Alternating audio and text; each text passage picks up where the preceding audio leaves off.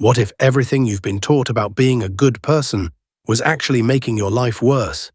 What if happiness, success, and freedom come not from kindness and comfort, but from pain, struggle, and embracing the darker parts of your mind? What if I told you that a wild, bearded philosopher from over 100 years ago, a man named Friedrich Nietzsche, cracked the code to that life? And what if I told you it's all tied to the dark, twisted corners of human psychology?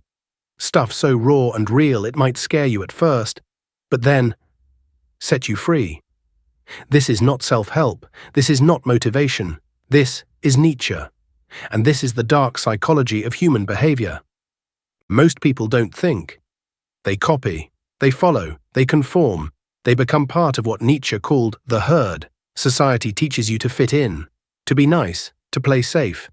You get rewarded for obedience, not for originality.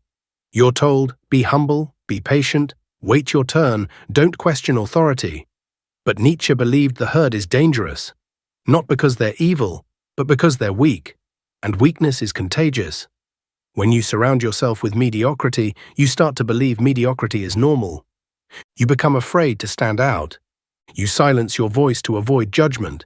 You trade your individuality for approval. Nietzsche saw this as spiritual death, a quiet suicide of the self. Because in the herd, the goal isn't to grow, it's to survive. Not to live, but to exist. And you? You were meant for more. We've been trained to see the world in black and white. Good versus evil, right versus wrong, hero versus villain. But Nietzsche shatters this illusion. He said, morality is not universal. It's a weapon, used by the weak to control the strong. Sounds crazy, let me explain. Imagine this. There's a man with power, intelligence, and strength. He builds an empire. He does what others fear. He leads. Then there's another man. Weak, envious, afraid. He can't compete. So what does he do? He calls the first man evil. He says pride is bad, power is bad, ambition is bad. He creates a morality that punishes strength and glorifies weakness. That's what Nietzsche called slave morality, a morality born out of resentment. It says don't rise, don't dominate, don't shine too bright. But if you want to live a better life, you must reject this lie. You must rise above good and evil. You must create your own values. This isn't about becoming a villain, it's about becoming real. Everyone suffers. But some people grow from it, others break. Why? Because of perspective. Nietzsche said, don't run from pain, don't curse it, love it. He called it Amor fati, the love of fate. Whatever happens to you, good or bad, embrace it. Not just accept it, love it. Why? Because every scar tells a story. Every failure teaches a lesson. Every heartbreak reveals who you are. When you resist pain, you become its slave. But when you love it, you become its master. Think about it. That betrayal that broke you. It taught you who not to trust. That job you lost. It forced you to create something of your own. That depression. It revealed the emptiness of your life and pushed you to find meaning. Pain is the fire you can either burn or forge yourself in it. Amor fati, love your fate, and life will love you back. There is one force that drives everything in nature. Not love, not peace, not even survival, but power. Nietzsche called it der Wille zur Macht, the will to power. Look around, trees stretch higher to reach the sun. Lions dominate to lead the pride. Humans compete for status, wealth, and attention. It's not evil, it's nature. And you have it too. The will to power is your desire to grow, to expand, to create, to control your destiny. But society tells you to suppress it. They say, be humble, be small, don't be too much. That's how the world tames you. But deep down, you feel it. The hunger, the ambition. That fire inside your chest that says, I was made for more. You want power, not to hurt others, but to become what you're capable of. Nietzsche believed greatness comes from those who embrace this force, not deny it. The will to power is not about dominating others, it's about dominating yourself. Imagine this, you die, and suddenly a voice says, you must live this exact life again, every second, every breath, every mistake, forever. Would you scream, or would you smile? This is Nietzsche's most haunting idea, the eternal return. It's not a belief, it's a test. A mirror held up to your life. If you knew you had to live your life over and over, eternally, would you still make the same choices? Would you still stay in that job, that relationship, that routine, or would you change? The eternal return forces you to ask, is this a life worth repeating? You think you're a good person, kind, honest, moral. But what if I told you that inside you is a monster, a liar, a thief, a manipulator, a killer? You've just buried it deep. Carl Jung called it the shadow. Nietzsche knew it too, though he didn't give it a name. It's the part of you that society tells you to repress, your anger, your lust, your jealousy, your rage. But here's the truth, ignoring your darkness doesn't make it disappear. It makes it stronger, more unconscious, more dangerous. The man who thinks he's pure is often the most corrupt, because he doesn't see his own shadow. But the man who faces his darkness becomes whole. You want to live a better life? Don't run from your demons. Shake their hands, know their names. Because only when you own your shadow can you control it. Because if it's not, why are you living it even once? The idea isn't to scare you, it's to wake you up. Live a life you would gladly repeat, not once, but forever. Nietzsche's ultimate vision was the Übermensch, the overman.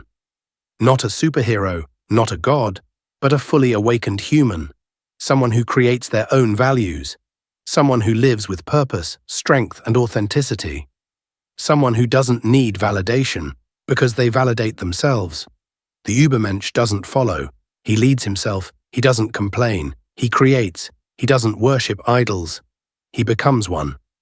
This is not easy. This is not for everyone. It's painful, lonely, brutal. But it's the only way to live a life that's truly yours.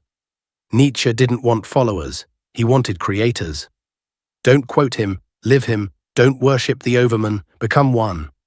Nietzsche said something chilling. If you gaze long into an abyss, the abyss also gazes into you. What does it mean? It means if you look into darkness long enough, it starts looking back. You want the truth, you want power, you want freedom. Be careful, because to find yourself, you must first lose yourself. To become powerful, you must confront everything that terrifies you. You will face pain, loss, failure, death, and even insanity. The abyss is not evil. It is the raw truth of existence. Most people never look into it. They distract themselves with entertainment, gossip, and comfort. But you, if you're brave enough, the abyss will show you who you really are, not the mask, not the identity, but the core. And when you return, you will never be the same. Now let's talk about that ugly stuff. Human behavior is a jungle, wild, unpredictable, and full of shadows. Psychology shows us things we don't like to admit. We're jealous, we're petty, we crave power, we secretly love watching others fail. Ever felt a tiny spark of glee when your rival stumbles? That's not just you being a jerk, that's human nature. Nietzsche knew it. He didn't sugarcoat it. He said, own it. See, the dark parts of us aren't the problem. The problem is pretending they don't exist. When you deny your envy, it festers. When you bury your anger, it explodes later. Nietzsche's big idea was to stop fighting those shadows and start using them. That jealousy. It's a sign you want something more. Let it push you to chase it. That anger, it's fuel. Channel it into something fierce and unstoppable. The trick isn't to be good, it's to be real. Think about the last time you felt something dark, something you'd never admit out loud.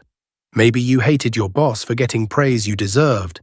Maybe you smirked when your ex's new relationship crashed. Most people would say, oh, that's bad, feel guilty. Nietzsche says, no, that's you. Look at it. What's it telling you? Because here's the kicker. Those dark feelings aren't holding you back. They're pointing you forward. If you're brave enough to listen. One of Nietzsche's most famous lines is God is dead. People freak out when they hear it, but he wasn't just trying to stir up trouble. He was pointing at something huge. Back in his day, religion gave everyone a playbook. Follow these rules, believe this story, and life makes sense. But then science, doubt, and change ripped that playbook apart. Nietzsche saw it coming. Without God, or some big universal meaning, people would panic. They'd feel lost, empty. Sound familiar? Look at the world today. We're drowning in choices, scrolling through endless feeds, chasing likes and trends. But where's the meaning? Nietzsche said when God dies, you've got two paths. One, you collapse. You cling to distractions or old habits, too scared to face the void. Two, you step up. You realize there's no cosmic rulebook, and that's freedom. You get to write your own story. This is where the better life kicks in. If nothing is handed to you, no preset purpose, no guaranteed happy ending, what do? You create it. Nietzsche didn't promise it'd be easy. He said it's a fight, a glorious, messy fight. But the prize? A life that's yours, not some script you borrowed from the herd. So how do you live a better life? Nietzsche doesn't hand you a checklist. He doesn't say, eat kale, meditate, hustle. He says, wake up. Stare into your abyss until it blinks. Quit the herd and become the Übermensch, someone who owns their shadows, not runs from them. Love your fate, every jagged edge of it. Build a life you'd relive 1,000,000 times, and fuel it all with that wild, unstoppable will to power. This isn't easy. It's not fluffy. It's raw. It's messy. It's you versus you. But that's the point. A better life isn't handed out. It's forged. Nietzsche knew the dark psychology of being human isn't a curse. It's a map. There is no one path, no one answer, no universal rule, because life isn't something to be solved, it's something to be created. But if you dare, here's what you must do. Reject the herd, embrace your power, face your shadow, love your fate, live a life worth repeating, create your own values, and look into the abyss without fear. This is not a comfortable life, but it is a real one, and maybe that's the point. Not to be happy all the time, but to feel deeply, to struggle, to grow, to create something beautiful from the madness. In the end, Nietzsche wasn't trying to make life easy. He was trying to make life yours. So ask yourself, are you living? Or are you just surviving? Are you following? Or are you creating? Are you pretending to be good? Or becoming great? The choice is yours. Always has been.